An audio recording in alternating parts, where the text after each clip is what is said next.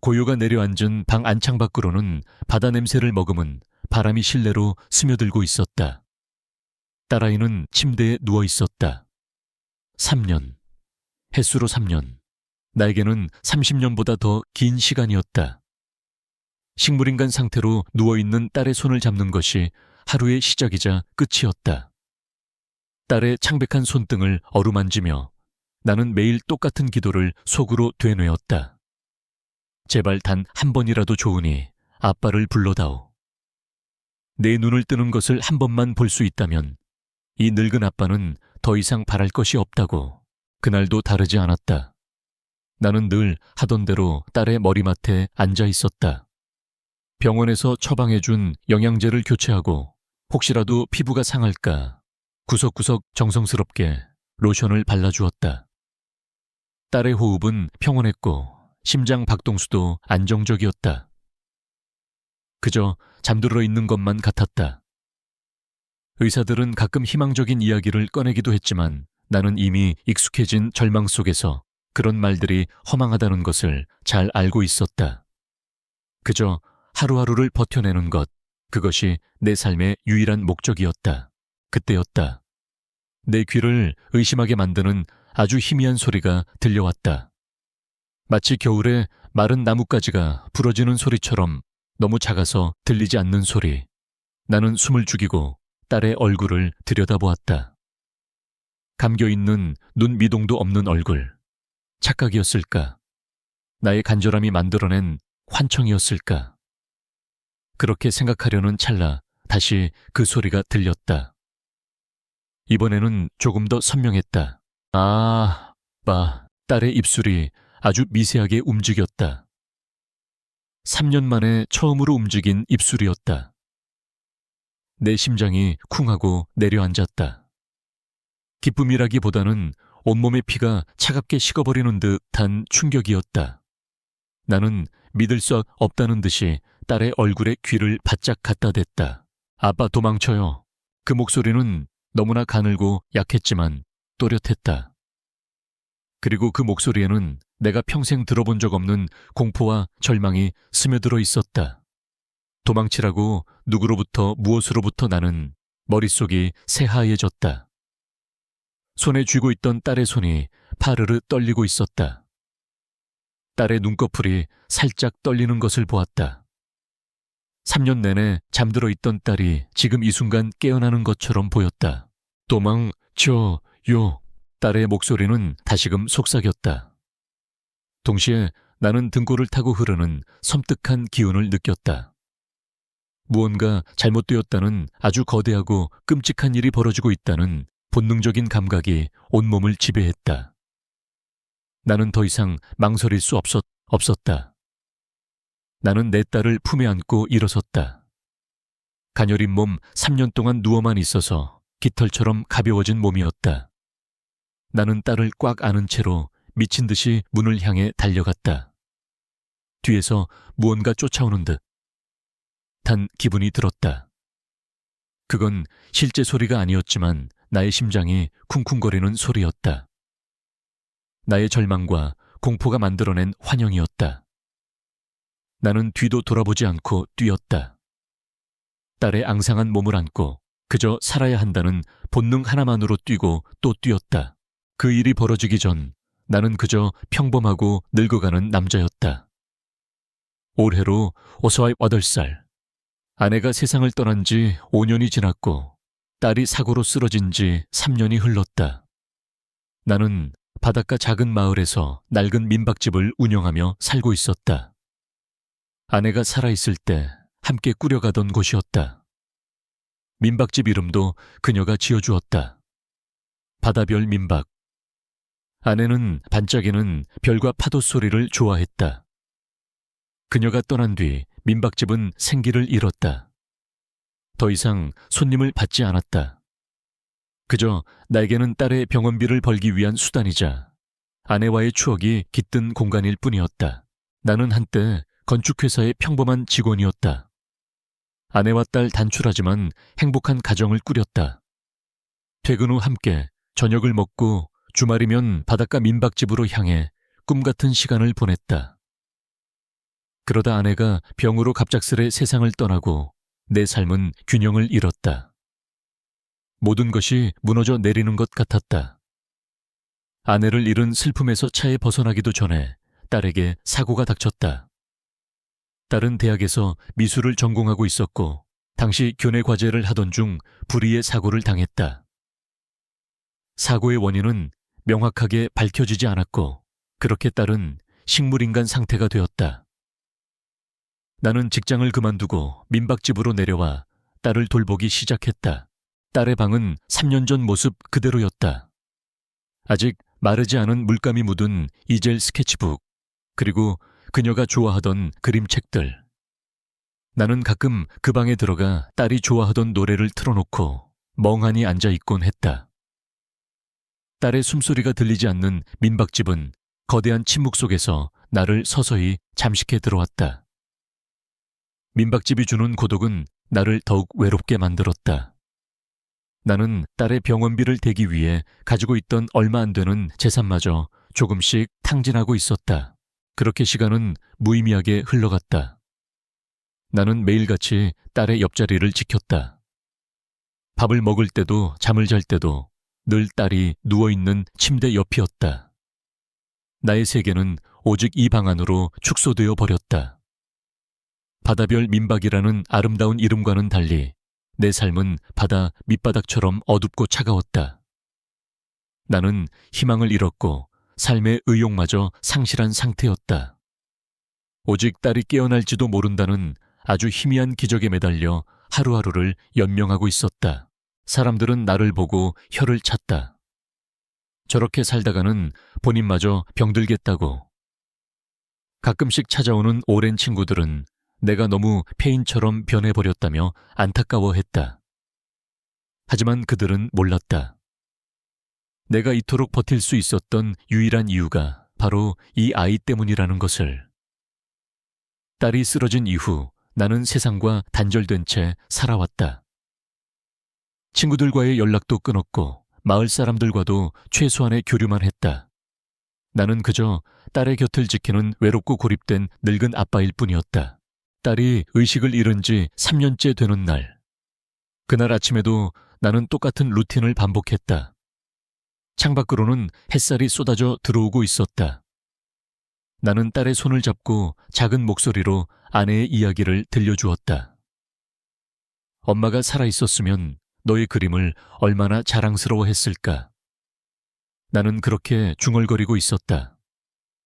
그때 마치 거짓말처럼 그 기적 같은 속삭임이 나에게 찾아왔다. 3년 동안 아무런 반응도 없던 딸의 입술이 열리고 그 작은 입에서 무시무시한 공포가 담긴 경고가 흘러나왔다. 아빠 도망쳐요. 그날 이후 나는 바다별 민박의 모든 문을 굳게 걸어 잠갔다. 더 이상 손님을 받지 않았다. 민박집은 아내와 딸의 온기가 가득했던 공간에서 나와 딸아이의 상처를 가두는 거대한 감옥이 되었다. 민박집의 이름처럼 반짝이던 시절은 이제 빛바랜 사진 속의 추억이 되어버렸다. 오직 파도 소리만이 끊임없이 밀려와 나의 고독을 위로하는 듯 혹은 조롱하는 듯 귀에 맴돌았다. 나의 하루는 늘 똑같았다. 새벽녘 바다 안개가 자욱하게 깔릴 무렵이면 잠에서 깼다. 옆자리는 늘 비어 있었다. 아내의 온기가 사라진 지 벌써 5년. 나는 빈자리에 손을 얹으며 하루를 시작했다. 차가운 공기는 내 가슴에 깊게 박힌 허전함을 더욱 선명하게 만들었다. 아침 식사는 대충 빵 한 조각과 커피 한 잔으로 때웠다. 예전에는 아내가 정성껏 차려준 밥상에 앉아 딸아이와 도란도란 이야기를 나누곤 했다. 이제는 밥알을 씹는 소리조차 버거웠다. 식사를 마친 후에는 딸아이 방으로 향했다. 그 방은 마치 신전처럼 내게 가장 신성한 공간이었다. 3년 전 딸의 손길이 닿았던 모든 것들이 그대로 보존되어 있었다. 이젤에 놓인 미완성 그림 책상 위에 흩어져 있는 색연필. 그리고 침대 위에 놓인 곰 인형. 나는 매일 아침 딸아이의 곰 인형에게 말을 걸었다. 오늘도 우리 수연이 잘 부탁해. 그렇게 중얼거리며 인형의 푹신한 배를 두드려주는 것이 나의 유일한 일과 중 하나였다. 딸아이를 돌보는 시간은 하루 중 가장 길고도 고통스러운 시간이었다. 나는 정해진 시간에 딸의 영양제를 교체하고 몸을 닦아주며 마사지를 했다. 3년 동안 누워 있었기에 딸의 몸은 깃털처럼 가벼웠다. 나는 딸의 가는 팔다리를 주무르며 그 가녀린 몸에 조금이라도 생기를 불어넣으려 애썼다. 딸의 머리칼을 빗겨줄 때마다 나는 아내의 머리를 빗겨주던 기억을 떠올렸다. 아내와 딸 두 여자의 머리칼은 부드러웠고 그 냄새는 나에게 세상의 전부였다. 이제는 그 향기조차 희미해져 가고 있었다. 민박집은 고요했다. 손님이 없으니 청소할 일도 없었다. 하지만 나는 매일같이 쓸고 닦았다. 아무도 눕지 않는 침대 시트를 갈고 아무도 사용하지 않는 화장실을 청소했다. 마치 언젠가 딸이 깨어나면 깨끗한 민박집에서 새로운 삶을 시작할 수 있을 것이라는 허황된 희망을 붙잡고 있는 것 같았다. 나의 모든 행동은 기적을 바라는 간절한 기도였다. 밤이 되면 고독은 더욱 깊어졌다. 딸의 방에는 작은 조명 하나만을 켜둔 채 나는 딸의 침대 옆에 놓인 의자에 앉아 밤을 지새웠다. 딸의 가느다란 손을 잡고 나는 지난날의 추억을 이야기했다. 아내와의 첫 만남, 딸아이가 태어났을 때의 기쁨, 함께 떠났던 여행들. 딸은 아무런 대답이 없었지만 나는 계속해서 이야기했다. 마치 딸이 내 말을 듣고 있을 것이라 믿고 싶었다. 그것이 나를 지탱하는 유일한 힘이었다. 무엇보다 나를 짓누른 것은 딸의 병원비였다. 아내가 남긴 보험금과 나의 퇴직금은 3년이라는 시간 동안 바닥을 드러내고 있었다. 특수병동의 입원비와 고가의 치료장비, 유지비는 감당하기 힘든 수준이었다. 나는 민박집을 담보로 대출을 받았고 그마저도 이제 한계에 달했다. 나는 무능한 아빠가 된 것 같아 죄책감에 시달렸다. 딸을 살리고 싶은 간절함과 무너져가는 현실 사이에서 나는 점점 더 절망에 빠져들었다. 어쩌면 나는 딸이 깨어나길 바라는 것보다 나 자신의 고통을 끝내고 싶었는지도 모른다. 딸이 없는 민박집은 단순한 빈집이 아니라 나의 실패와 상실을 끊임없이 상기시키는 거대한 기념비였다. 나는 내가 너무 외롭고 지쳐버렸다는 것을 인정해야만 했다. 나의 마음속에는 딸을 향한 사랑만큼이나 나를 구원해줄 누군가를 향한 막연한 갈망이 자리 잡고 있었다. 나는 희망에 목말라 있었고 그렇기에 어떤 달콤한 속삭임이라도 들려온다면 나는 그것이 독이 든 사탕일지라도 기꺼이 삼킬 준비가 되어 있었다. 그렇게 나는 서서히 무방비 상태가 되어갔다. 나를 옥죄는 현실의 굴레와 끝없는 고독 속에서 나는 이제 나를 이용하려는 어떤 손길에도 쉽게 흔들릴 만큼 약해져 있었다. 바다별 민박은 고요했지만 내 마음속은 폭풍 전야처럼 불안하게 흔들리고 있었다. 나는 희망이라는 덧없는 그림자를 쫓고 있었다. 바다별 민박은 더 이상 평온한 피난처가 아니었다. 매달 지출되는 병원비 고지서는 나의 심장을 옥죄는 족쇄와 같았다. 이제 남은 것이라곤 아내가 남긴 소박한 땅과 이 낡은 민박집뿐이었다. 나는 이대로 모든 것을 잃게 될까 두려웠다. 딸을 살리기 위한 노력이 결국 나 자신을 파멸로 이끌고 있다는 사실을 인정하기 싫었다. 그렇게 깊은 절망의 늪에 빠져 허우적대고 있을 때 한 줄기 빛이 다가왔다. 병원에서 새로운 담당 의사가 배정되었다는 연락을 받았다. 김도훈이라는 이름의 젊은 의사였다. 그는 이전 의사들과는 달리 따뜻하고 인간적인 태도로 나를 대했다. 그는 딸의 상태에 대해 희망적인 이야기를 꺼냈다. 아직 뇌파가 완전히 소멸된 것은 아닙니다. 아주 희미하지만 반응이 있어요. 기적은 우리가 포기하지 않는 한 계속될 겁니다. 그의 말은 3년간 꽁꽁 얼어붙었던 내 심장을 녹이는 것 같았다. 김도훈 의사는 딸아이의 상태를 면밀히 분석하더니 한 가지 제안을 했다. 새로운 임상치료가 있습니다. 아직은 실험 단계라 비용이 많이 들지만 효과가 있을 가능성이 높습니다. 그의 말은 달콤한 유혹이었다. 나는 지푸라기라도 잡는 심정으로 그의 제안을 받아들이려 했다. 하지만 막대한 치료 비용은 현실적인 벽이었다. 나는 더 이상 돈을 마련할 곳이 없었다. 민박집을 팔아야 할지도 모른다는 생각에 나는 다시 절망했다. 이 민박집은 아내와 나의 추억이자 딸아이의 마지막 흔적이었다. 김도은 의사는 나의 고민을 눈치챈 듯 조심스럽게 입을 열었다. 이런 말씀을 드려 죄송하지만 혹시 재산 관리 문제로 어려움을 겪고 계시다면 제가 도움을 드릴 수 있습니다. 제 아버님께서 법무사 일을 하셔서 복잡한 절차에 대해 잘 알고 계십니다. 혹시 민박집 명의를 잠시 제게 맡겨주시면 금융권 대출을 좀 더 유리하게 받으실 수 있습니다. 그의 제안은 너무나 솔깃했다. 그는 신뢰가 가는 사람이었고 딸아이를 진심으로 걱정하는 것 같았다. 내게는 그 외로운 밤들을 함께 해줄 누군가가 필요했고 김도훈은 그 빈자리를 채워주는 듯했다. 그는 딸아이의 상태를 이야기할 때면 항상 부드러운 눈빛을 보였고 마치 자신의 일처럼 안타까워했다. 그는 자주 민박집에 찾아왔다. 딸의 상태를 살피는 것을 넘어 나와 함께 바닷가를 거닐며 이야기를 나누었다.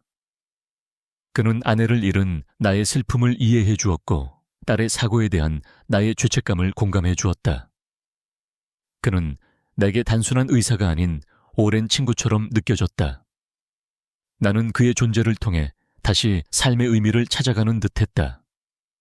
딸아이의 병실이 아닌 민박집 거실에서 그와 함께 마시는 따뜻한 커피 한 잔은 나에게 오랫동안 잊고 지냈던 평온함을 가져다 주었다.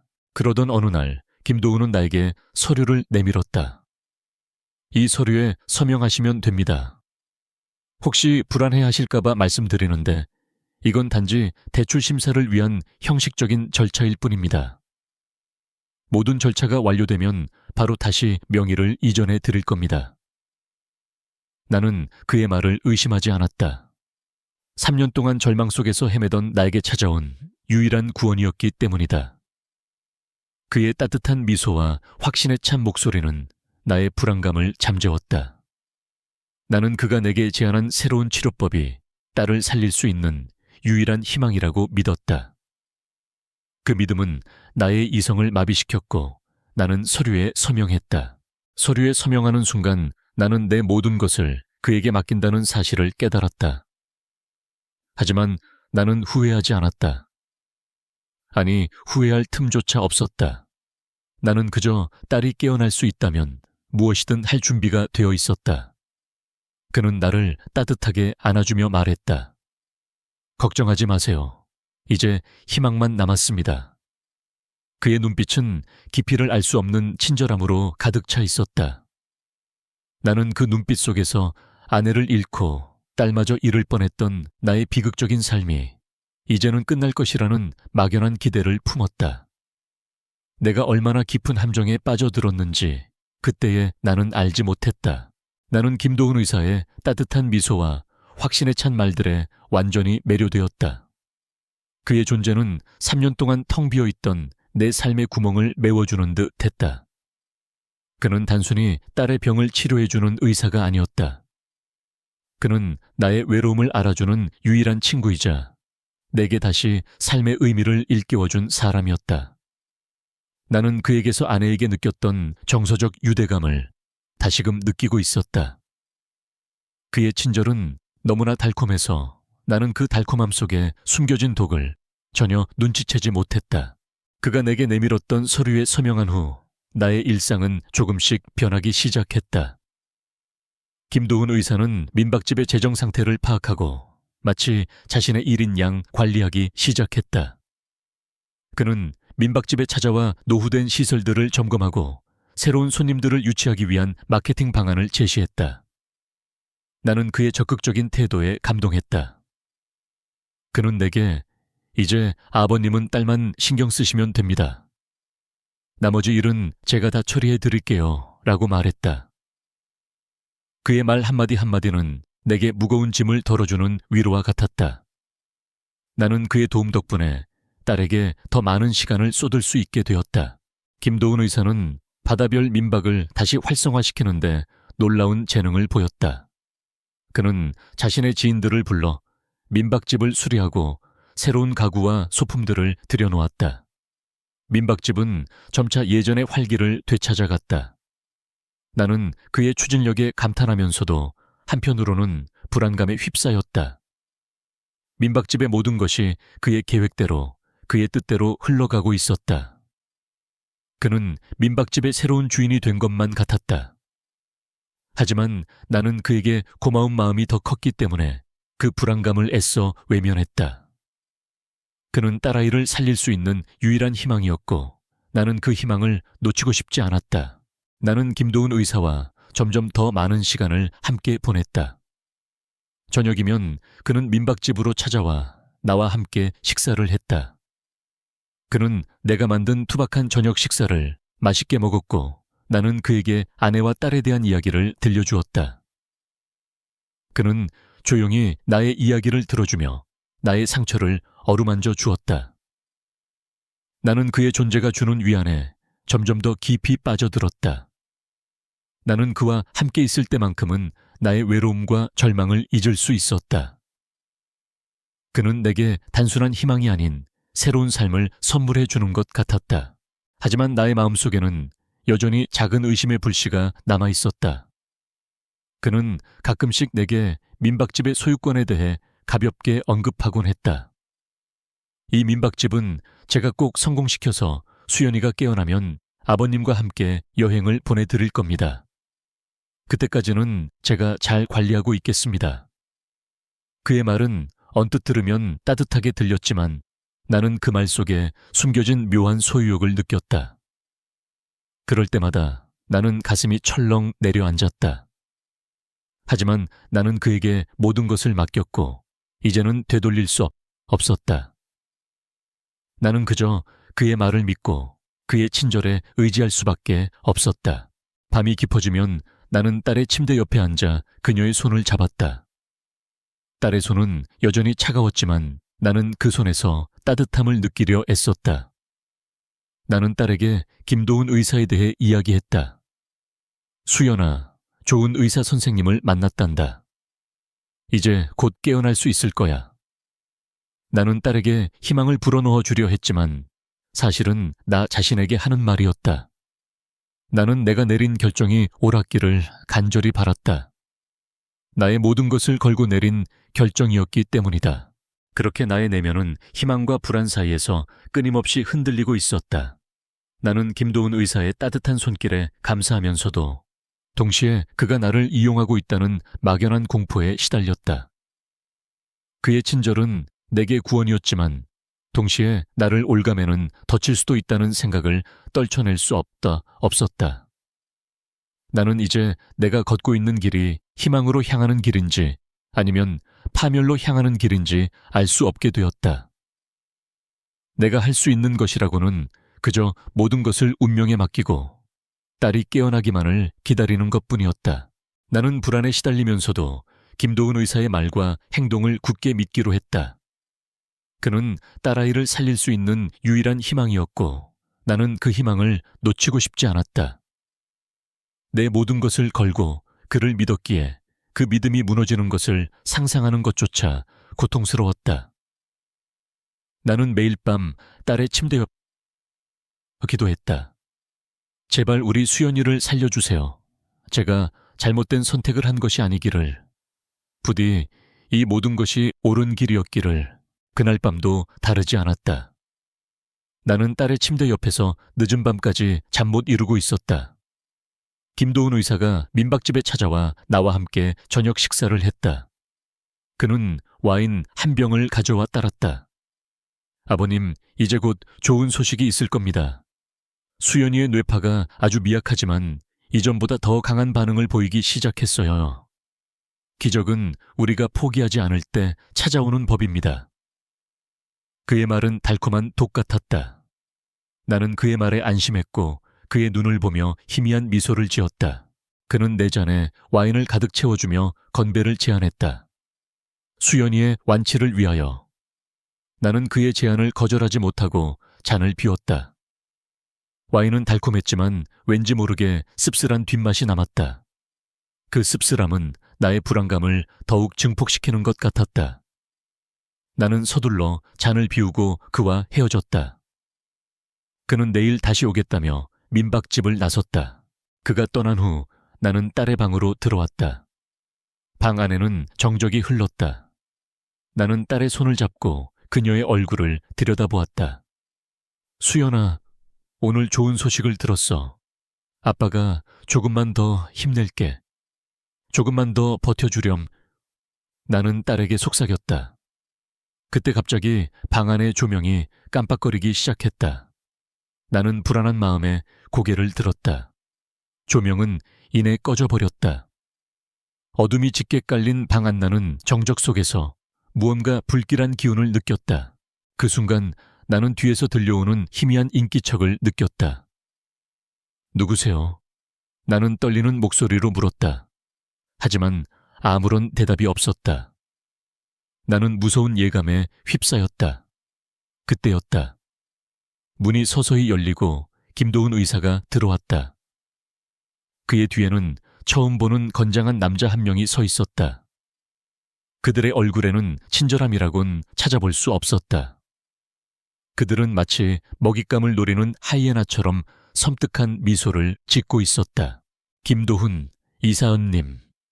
나는 떨리는 목소리로 그를 불렀다. 그는 내 물음에 대답 대신 비릿한 웃음을 지었다.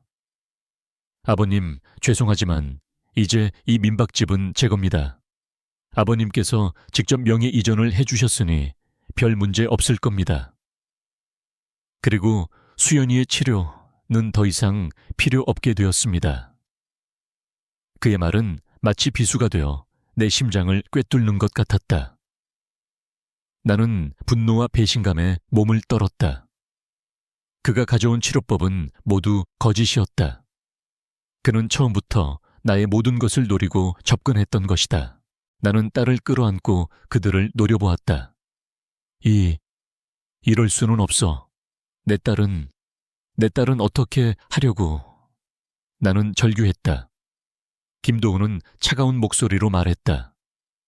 수연이의 상태는 이미 회생 불가능합니다. 이제 그만 놓아주세요. 제가 이 집에서 아버님을 모시겠습니다. 아버님은 저와 함께 조용히 사시면 됩니다. 그의 말은 나를 완전히 가두려는 협박이었다. 나는 그 순간 모든 것을 깨달았다. 그가 내게 제안한 따뜻한 보살핌은 나의 모든 것을 빼앗고 나를 꼼짝 못하게 가두려는 계획이었다. 나는 그의 함정에 빠졌던 것이다. 나는 딸의 가느다란 몸을 더욱 꽉 끌어안았다. 그때 나는 내 품에 안겨있던 딸의 입술이 미세하게 움직이는 것을 보았다. 그리고 그 작은 입에서 3년 전 처음 들었던 목소리가 다시 들려왔다. 에바, 도망쳐요. 나는 딸의 목소리를 듣고 온몸의 세포가 다시 깨어나는 것을 느꼈다. 그동안 내가 믿었던 모든 것이 거짓이었다.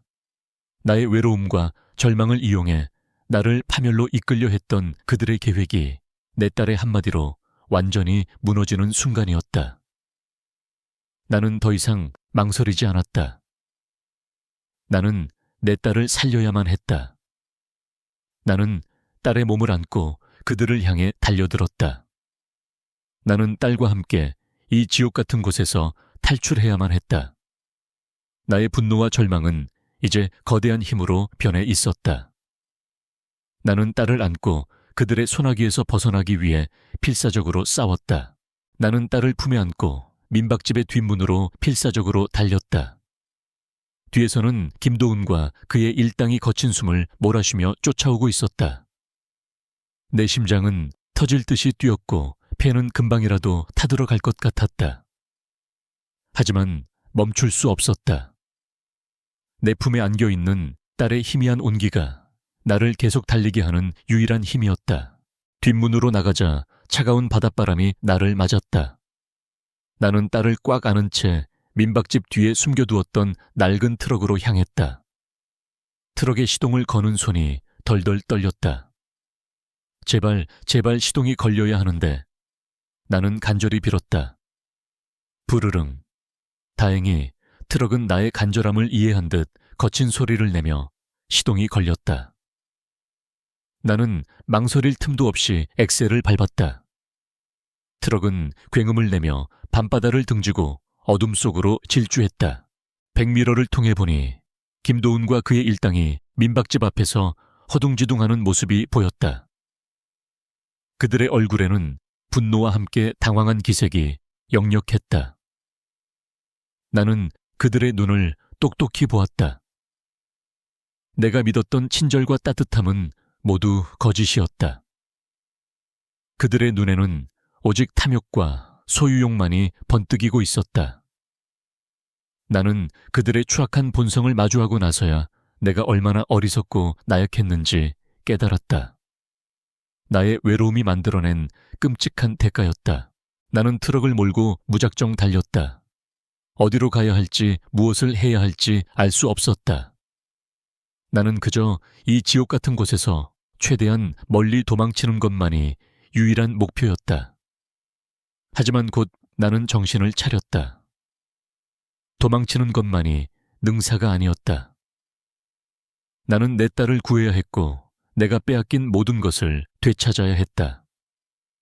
나는 그들에게 정의로운 대가를 치르게 해야 했다. 나는 가장 먼저 한강이라는 오랜 친구에게 연락했다. 그는 내가 직장 생활을 할 때부터 알고 지낸 친구였고 지금은 변호사로 일하고 있었다. 나는 그에게 내가 겪은 모든 일을 털어놓았다. 전화기 너머로 들려오는 한강의 목소리는 분노와 함께 걱정이 가득했다. 이런 일이 너 정말 괜찮은 거야? 우선은 안전한 곳으로 몸을 피해 있어. 내가 어떻게든 도와줄게.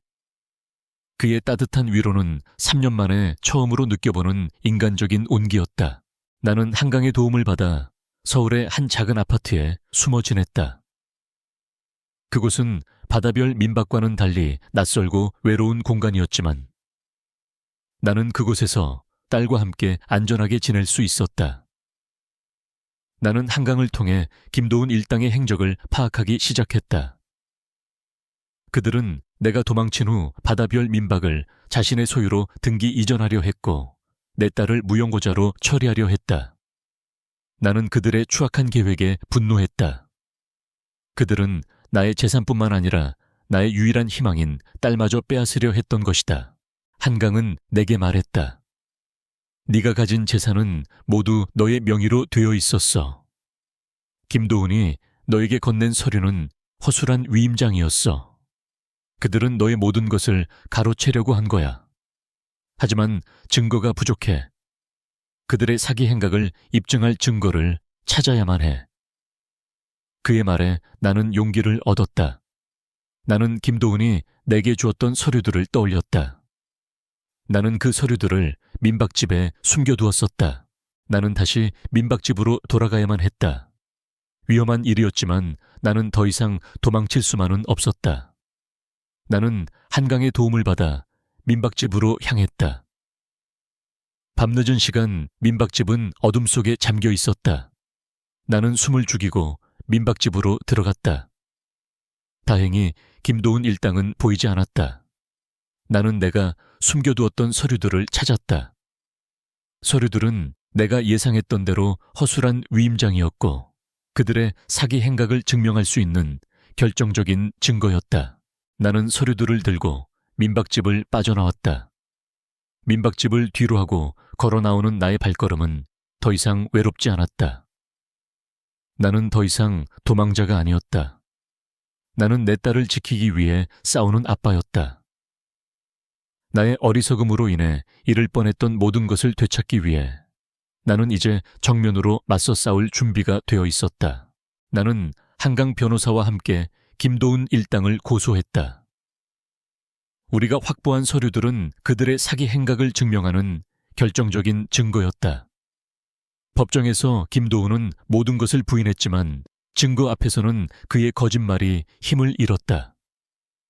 그의 추악한 탐욕과 나의 순진한 절망이 만들어낸 비극적인 사건은 언론을 통해 세상에 알려졌고 결국 그는 법의 심판을 받게 되었다. 김도훈 일당이 체포되자 나는 그제야 모든 긴장감을 풀 수 있었다. 그동안 나를 짓눌렀던 불안과 공포가 한순간에 사라지는 것 같았다. 나는 이제 더 이상 도망자가 아니었다. 나는 내 모든 것을 걸고 딸을 지켜낸 아빠였다. 민박집의 소유권은 다시 내 명의로 돌아왔다. 나는 민박집으로 돌아와 창문을 활짝 열었다. 3년 동안 갇혀 있었던 어둠과 절망의 공기는 바다 냄새를 머금은 신선한 바람으로 바뀌었다. 나는 민박집 구석구석을 청소하며 새로운 삶을 맞이할 준비를 했다. 가장 중요한 것은 딸아이의 상태였다. 딸은 김도훈에게서 벗어난 후 안정적인 병원으로 옮겨졌다. 나는 매일같이 딸의 곁을 지키며 이야기를 들려주었다. 이제는 단순한 기도가 아니었다. 나는 딸에게 내가 겪었던 일들을 이야기했다. 나의 어리석음, 나의 절망, 그리고 딸의 한마디가 나를 어떻게 구원했는지에 대해. 나는 딸의 손을 잡고 내가 느꼈던 모든 감정들을 솔직하게 털어놓았다. 그리고 얼마 후 기적이 일어났다. 딸아이의 손가락이 미세하게 움직이기 시작했다. 그리고 어느 날 내가 딸의 손을 잡고 아내의 이야기를 들려주자 딸의 눈에서 아주 작은 눈물이 흘러내렸다. 의사는 이것이 아주 좋은 징조라고 말했다. 3년 동안 갇혀 있었던 감정이 터져 나온 것이라고. 딸이 완전히 의식을 되찾기까지는 오랜 시간이 걸렸다. 하지만 나는 더 이상 절망하지 않았다. 나는 매일 딸과 함께 바닷가로 나가 산책을 했다. 딸은 휠체어에 앉아 있었지만 나는 딸의 손을 잡고 함께 바다를 보았다. 바닷바람이 우리를 감싸 안았고 나는 딸의 손을 꽉 잡았다. 이제 나는 외롭지 않았다. 나는 더 이상 무능한 아빠가 아니었다.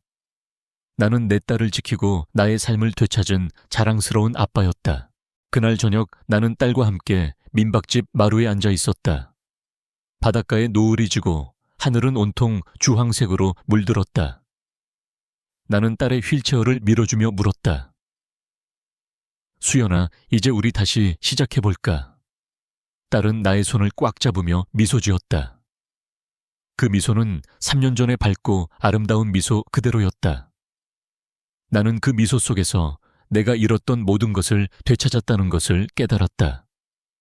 나의 삶은 이제 시작이었다. 나의 딸, 그리고 나 자신을 위한 새로운 삶.